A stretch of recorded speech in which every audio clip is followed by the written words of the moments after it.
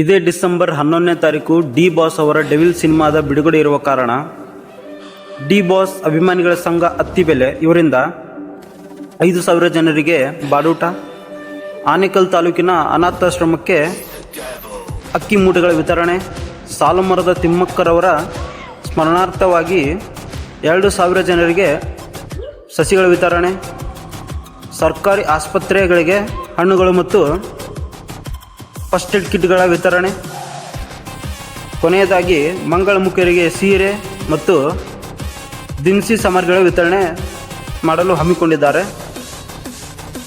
ಕೊನೆಯದಾಗಿ ಏನು ಹೇಳಬೇಕಂದ್ರೆ, ನಮ್ಮ ಡಿ ಬಾಸ್ ಅವರಿಂದ ನಾವು ಕಲಿತಿದ್ದು ಬೇರೆಯವರಿಗೆ ಸಹಾಯ ಮಾಡೋದು, ಇಂಥ ಒಳ್ಳೆಯ ಗುಣಗಳನ್ನ ಹೊರತು ಅವರು ಯಾರಿಗೂ ಕೆಟ್ಟದ್ದನ್ನು ಮಾಡೋಂತ ಹೇಳಿಲ್ಲ, ಅವರು ಕೂಡ ಕೆಟ್ಟದ್ದನ್ನು ಮಾಡಿಲ್ಲ.